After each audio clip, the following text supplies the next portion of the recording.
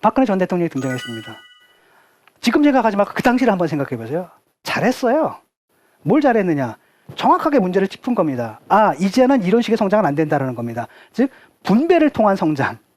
그렇죠? 그래서 뭐가 필요해? 경제 민주화를 얘기한 거예요. 이제 규제하겠다는 거죠. 대기업과 중소기업 관계를 규제하겠다는 겁니다. 공정하게.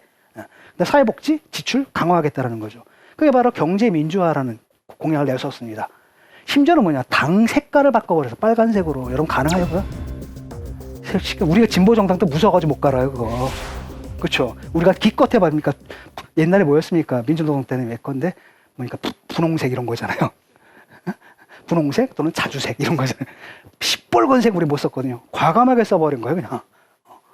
그 다음에 또 뭐 했습니까? 창조경제 얘기를 했거든요. 그 얘기는 바로 뭐냐면, 아, 이명박 정권 시절에 경제에 대한 관념이 정보화 시대에 있던 사회의 관념이 너무 낡았다는 인식이 있었던 거예요, 나름대로는. 그러니까 정보화사로 다시 나가자서 창조경제 두 개를 얘기한 겁니다.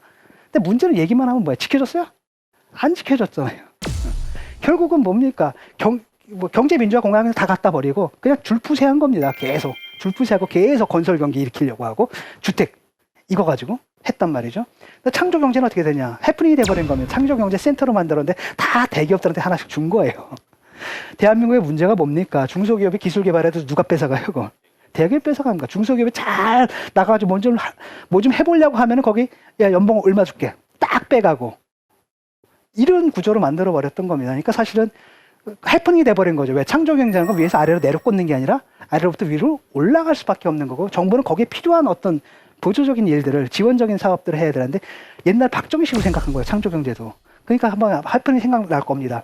정부에서 창조 경제 한다니까 정부 부처에서 갑자기 앞에 부처 이름 앞에 창조란 말을 붙인 부처가 80개가 들어와요. 창조 무슨 부, 창조 무슨 부, 그러니까 창조적인 것도 군대식으로 획일적으로 창조적이에요. 이게 이제 넌센스다라는 거죠. 그러니까 진단은 제대로 된 겁니다. 대책도 제대로 나왔는데 대책이 지켜지지 않은 겁니다. 옛날 방식으로 하다 보고 더 나쁜 건 바로 뭐였느냐면은 이명박 정권은 그래도 시장 보수잖아요. 이념적인 문제 그렇게 신경을 많이 쓰질 않았는데 이분은 이념 보수예요. 그러니까 정치를 한 목적이 바로 뭐였습니까? 아버지의 신원이잖아요. 아버지의 명예 회복이잖아요. 뭐라고 생각하냐면 대한민국의 우리 박정희 가문의 엔터프라이즈인 거예요. 우리 아버지가 만든 나라야. 근데 어느 날 이상하게 내가 쫓겨난 거죠, 여기서. 이거 내가 다시 찾는 거죠, 청와대. 내 나라인데. 이런 거라는 거죠. 이런 마인드로 정치를 탄 겁니다. 그러다 보니까 결국 어떤 사태가 벌어지는 겁니까? 이런 사태가 벌어지는 거죠. 국정교과서 부활해가지고 자신의 가문사를 갖다가 한국 현대사로 만들려고 한 거 아니에요. 이런 일들. 블랙리스트 만들고. 이건 옛날에 30대, 박정희 때나 있었던 일이잖아요. 이런 일들. 말도 안 되는 일들이 너무나 많았죠. 그래서 한마디로 이명박 정권이 사실 한국 사회의 경제적 토대 있죠. 토대를 산업사회 시대로 돌렸다면 박근혜 정권은 이어서 이 상부구조마저, 이 정치적인 문화적인 상부구조마저 어디로 보낸 거예요? 과거로 보내버렸다라는 겁니다. 그래서 이제 나온 구호가, 그 다음에 나온 거가 임마, 나라를 나라답게? 이런 거. 그건 바로 뭐냐면, 이제는 우리 잃어버린 10년이잖아요. 잃어버린 10년. 그러니까 우리가 최대한 도달했었던 거기 있잖아요. 일단 과제는 거기까지를 다시 회복하는 게 과제예요. 우리 사회가 지금 비정상적으로 돼 있잖아요. 이 모든 커뮤니케이션 시스템도 이제 수평적인 네트워크 시스템으로 다시 짜야 되는 거고요. 블랙리스트 이런 거 다 없애야 되는 거고요. 누구든지 책임을 져야 될 거 아니에요. 책임을 지고 권한을 줘야 될 거 아닙니까? 지금 공무원들 요번에 사태를 보면은 권한이 없으니까 책임도 안 지려고 하는 거 아니에요, 그냥. 예컨대 제대로 일한 사람, 만약에 사람들이 그 자리에서 제대로 일했으면 이런 일이 벌어지지 않았던 겁니다. 그렇죠. 민정수석이 제대로만 일했으면 이런 일이 벌어질 수 있었을까요? 그런데 제대로 일하는 사람 다 잘라낸 겁니다. 유진용 장관 확 잘라내고 이러다 보니까 막 블랙리스트 사건 터지고 이런 사태가 벌어지는 거죠. 이걸 갖다 정상화시키는 것들, 그다음 우리가 도달했던 그런 거, 그 한까지 가버리는 우리가 한때 도달했던 그 극한까지 한번 되찾는 거 있잖아요. 이게 아마 첫 번째 과제가 될 겁니다. 두 번째는 바로 뭐냐면은 국민의 정부와 참여 정부가 문제가 많았단 말이죠. 그 한계를 극복해야 되는 겁니다. 그 한계는 바로 뭐였습니까? 그 헬조선 문제라는 거예요. 대한민국을 헬조선 만든 건 결국 경제적 문제란 말이죠. 사실은 노무현 대통령이 회고록에서 약간 반성을 하더라고요, 그분을. 자기가 잘못했다고. 노무현 대통령이 그때 뭐라 그랬냐? 권력은 어디로 넘어갔다 그랬어요? 시장으로 넘어갔다, 이런 얘기를 한 거예요. 그 무력감을 말한 겁니다, 그게. 이 모든 불공정함들, 이걸 다 시정을 해야 되는데, 이게 무력하다는 거, 정치 권력 갖고 이게 되지 않더라는 겁니다. 그런데 지금은 기회가 굉장히 좋죠. 우리가 맘만 먹고 지금 촛불 집회 염원들이 있기 때문에, 그 역량들이 있기 때문에 우리가 지금은 할 수가 있는 겁니다. 형식적인, 법적인 형식적인 민주주의를 이제 실질적인 민주주의로 가고, 그 핵심적인 게 바로 경제 민주화라는 겁니다. 대기업과 중소기업, 그 다음에 또 한편은 뭡니까? 그 정규직과 비정규직. 또 다른 한편은 뭐가 있죠? 뭐 남성과 여성도 있고 굉장히 많은 차별들이 있거든요. 이 차별을 해소를 해야지 이제 경제가 발전하는 거예요. 그런 차별을 해소 없이 우리나라가 더 이상 발전할 수가 없는 겁니다. OECD 뭐라 그래요? 대한민국에서 여성들 대학 교육까지 시켜놓고 지금 취업률 낮잖아요. 남자 임금의 70%도 못 받죠. 이게 경쟁력 저해 요인이라 그러잖아요. 우리가 생각하는 건 거꾸로는 겁니다. 임금 깎는다고 경쟁력이 좋아지는 게 아니에요. 제대로 줘야지 경쟁력이 좋아지는 거죠. 그래서 이제는 뭡니까? 고용 없는 성장이 아니라 쉽게 말하면 내수를 갖다 이제 키워야 된단 말이죠. 아니, 그러면 내수를 키우려면 쓸 돈이 있어야 될 거 아니에요. 사람들한테 쓸 돈을 줘야 되는 거예요. 기업한테 잔뜩 줬더니 투자합니까? 안 하고 다 산의 유봉으로 쌓아놓기만 하잖아요. 투자는 안 되고, 성장은 하는데 고용은 안 되고. 그 다음에 파레토 계산이라는 게 있어요. 예를 들어가지고 나는 10에서 20이 됐는데, 저 사람은 갖다가 100에서 400이 됐다. 그럼 나는 2배가 된 사람 4배가 된 거잖아요. 부당하죠? 그래도 이거는 유지가 돼요, 나름대로. 왜? 10에서 20 돼, 2배가 됐잖아, 나도. 이거 파레토 계산이랍니다. 파이를 키우게 되면은 상대적인 불평등이 심화돼도 절대적으로 내가 더 나아진다. 이제는 파레토 계산도 안 되는 거예요. 왜? 실질 임금 자체가 뭐예요? 늘질 않으니까. 이렇다고 하면 다른 생각을 해봐야 된다는 거죠. 바로 이게 이제 우리 민주주의의 중요한 과제로 끌어안아야 되는 겁니다. 정치, 경제를 분리할 게 아니라 이 경제적인 민주화, 이 실질적인 민주화, 이 평등들, 이걸 이제 끌어안아야 되는 겁니다. 극복해야 될 것들은 많이 이제 극복이 되고 있습니다. 예를 들어 지역감정 같은 거 있어요. 지역주의. 대한민국의 고질병인 지역주의인데 이번 선거에선 정말 힘을 발휘하지 못하더라고요. 왜 그런가? 왜 그러냐면은 한번 보세요. 옛날에는 아마 진보와 보수라는 게 아마 40대에서 갈렸을 거예요. 그렇죠?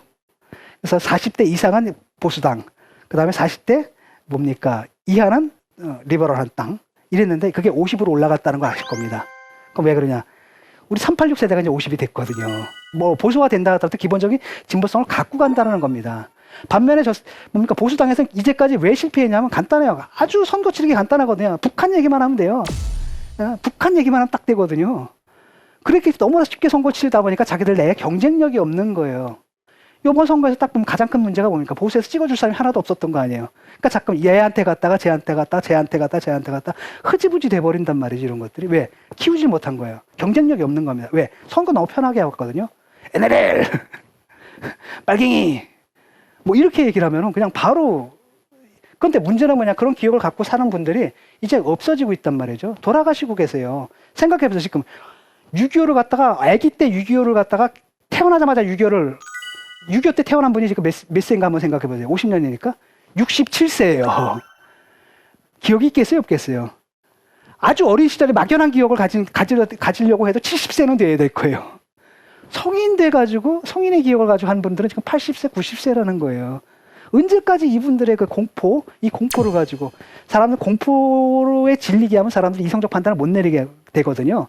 그걸 이용해서 정치를 하냐라는 거죠. 그게 사라져 버린 겁니다. 그래서 보게 되면 사실은 그게 또 지역주의도 그런 거예요. 옛날에 농경사회 그거잖아요.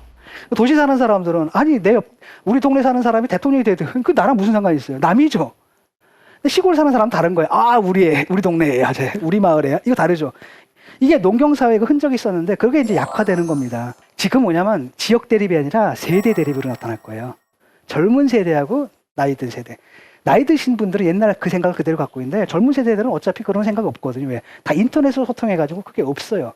그래서 그건 저절로 저는 없어질 거라고 봅니다. 그래서 그걸 극복하고 우리가 이제 뭐랄까 실질적인 민주주의로 나가야 된다고 생각을 합니다. 그래서 민주주의 완성, 저는 그렇게 생각을 해요.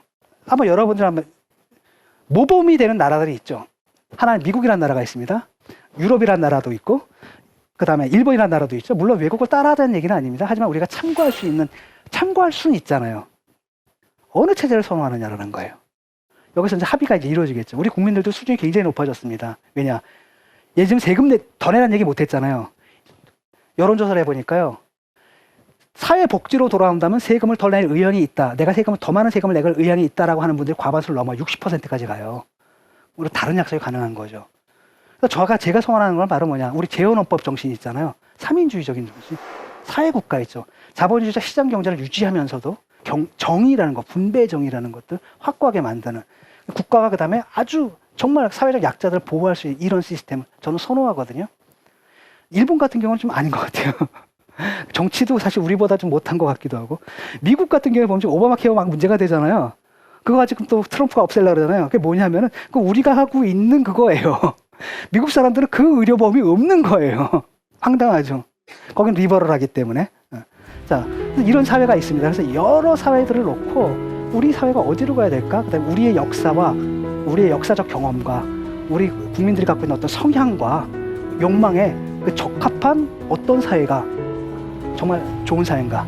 그런 사회를 만드는 정치가 좋은 정치겠죠. 그렇겠죠? 그래서 여러분들 정치에 앞으로도 관심 가져주시고요. 이제는 맨날 빨갱이니 뭐니 이런 이념 싸움이 아니라 정말 그거 가지고 논쟁을 해야 돼요. 어느 게 더 정의롭고 더 효율적인 사회인가? 인간의 삶을 어떻게 하면 지금보다 더 정의롭고 그러면서 더 효율적이며 또 평화롭게 조직할 수 있는가? 그걸 놓고 다양한 생각들을 주고받으면서 거기서 어떤 사회적 합의를 내서 사회적 합의를 만들어내고 그걸 갖다가 뭐 정권이 바뀌든 안 바뀌든 간 사회적 합의는 끝까지 끌고 나가는 이런 시스템을 좀 만들어야 되지 않나 이런 생각이 듭니다.